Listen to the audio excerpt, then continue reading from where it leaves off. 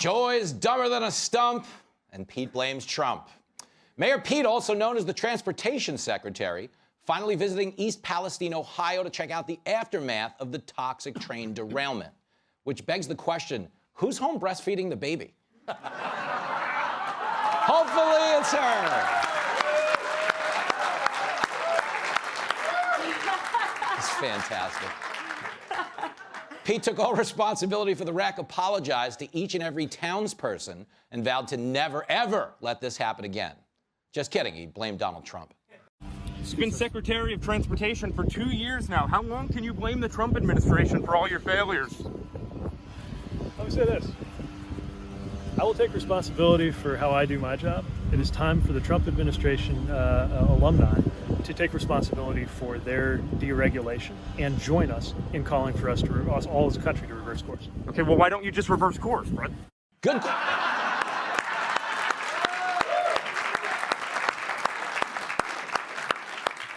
By the way, good question, mystery reporter. I mean, the guy is Transportation Secretary after frickin' all. Well, from one train wreck to the next, Joy Behar, the comedian that inspired me to be a cab driver. She proved yet again how dumb she really is on The View when she pointed out that people in East Palestine voted for Trump. Roll this. I don't know why they would ever vote for him, for somebody who, by the way, he placed someone with deep ties to the chemical industry in charge of the EPA's Chemical Safety Office. That's who you voted for in that district. Donald Trump, who reduces all safety. Ooh, you can hear the audience gasp. God, The View's so bad I'd rather watch Jerry Nadler do naked jumping jacks.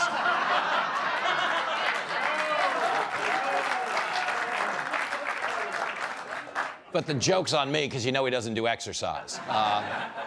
Guy Benson, this story really bothers me. Why? Because over on The View, they've othered conservatives, meaning there is no actual value or premium put on their lives. It's more, I think, expedient for them emotionally to be like, screw these people, they voted for Trump, than to actually acknowledge, like, this is a problem no matter who you voted for. If there's chemicals in the water, there's not like a Democratic card that gets you out of the elbow cancer in 5 years. Yeah, I mean, it takes a lot to scandalize the audience at The View by attacking a conservative too hard. It'd be like me making a Kamala Harris joke here and this crowd being like, oh my God. I would have gone oh, hell no. far, right? But she managed it, Joy, very in character for her. I will say the one little sliver of levity out of this horrible situation is the fact, politically, first of all, that the Biden administration allowed Donald Trump to actually get there first. It's just amazing malpractice on their part. And then Trump shows up in the Trumpiest way, handing out his own branded water or whatever, and then he buys McDonald's for all the first responders, which is a good look. And then the exchange at the counter where he tells the McDonald's employee that he knows the menu better than the employee, which is hilarious and also perhaps the truest thing he's ever said. I absolutely believe that's right. Really funny. Kat, you and I don't know anything about trains, although we both passed out on the subway a lot, which isn't nothing. But isn't the tell, on a basic common sense level, isn't the problem with identity politics, obviously we're appointing unqualified people, but sometimes we're not only appointing unqualified people, but we're overlooking obvious tells. Like his name was Pothole Pete. That's what he was called in his whole... Who thought it was an idea to put Pothole Pete in charge of the roads? You know what I'm saying? That's like making Secretary of Education Summer School Sal. Like, whatever. But the question is, do you think maybe there's just hope, though, that as inept as like Kamala, KJP, and Pete have been, that even folks on the left are going to move past identity politics because of how harmful it is? I'd like to take it a lot further and say that he's doing a great job in the sense that he's really proving why we don't need a transportation secretary. Because, I mean, we didn't have one until 1966. And it's like, oh, well, what would happen if something really bad happened? It's like, well, something really, really awful did happen, and he's done nothing. So let's just not pay someone to do this when they're not doing anything.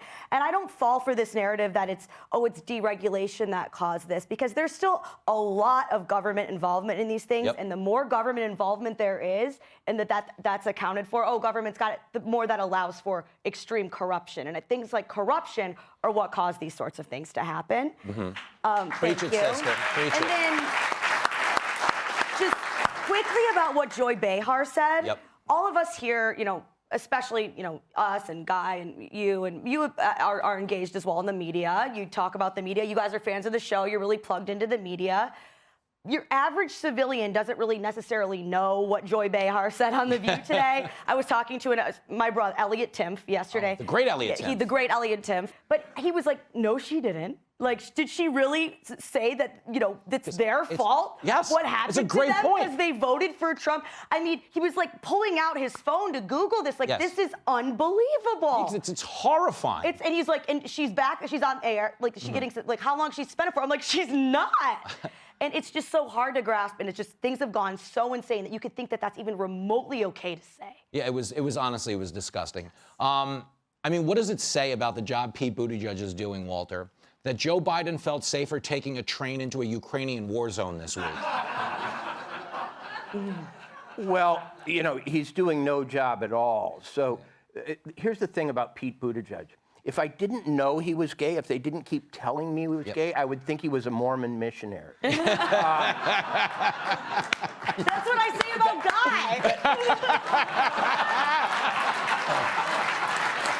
Guy. And there are times with Pete Buttigieg when he seems like a 16-year-old explorer scout from Toledo. You'd think he'd know a lot about trains. He's got all of the short haircut and boring kind of simple looks of the straight young teenager, and none of the knowledge of trains. That's really funny.